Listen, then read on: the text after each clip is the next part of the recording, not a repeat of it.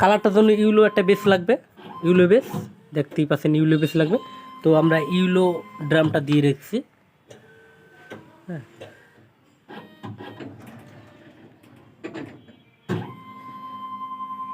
চমৎকার একটি কালার হবে আসলে, কিন্তু বেসটাও কিন্তু খুবই সুন্দর লাগবে। ইউলো বেসটা দেখছেন, ইউলো বেসটাও কিন্তু চমৎকার লাগে। এই বেস দিয়েই কিন্তু আমরা রং তৈরি করব।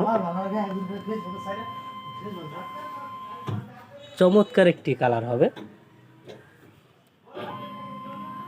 অলরেডি কিন্তু একটা কেমিক্যাল পড়ে গেছে, অলরেডি আর একটার মধ্যম লেভেলে আছে।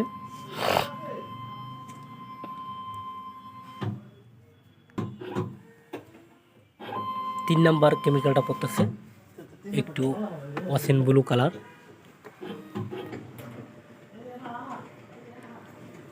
ওসি আর কি, ইয়া কালার, একটু হলুদ কালার।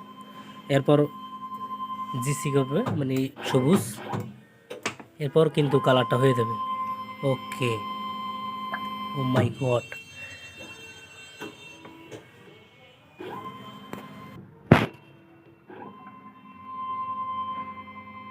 চমৎকার একটি কালার হতে যাচ্ছে। ওকে, কেমিক্যাল পড়া শেষ, আমরা এখন মিক্স করব, ঠিক আছে। তো দেখছেন আমাদের কেমিক্যাল পড়া শেষ, আমরা এরপর ঢেকে নিব এটাকে কিন্তু ঢেকে নিব। GY 5483 প্লাস্টিক পেন, এটা ঢেকে নিয়ে একটা হ্যামার বা হাতুড়ি দিয়ে পিটিয়ে নিব। ওকে, এটা এরপর আমরা ঘুরেব, মিক্স করবো আর কি। ওকে, আমরা কিন্তু দেখছেন যে আমরা রাখছি সেফটির জন্য ঢেকে নিয়ে। বিসমিল্লাহ,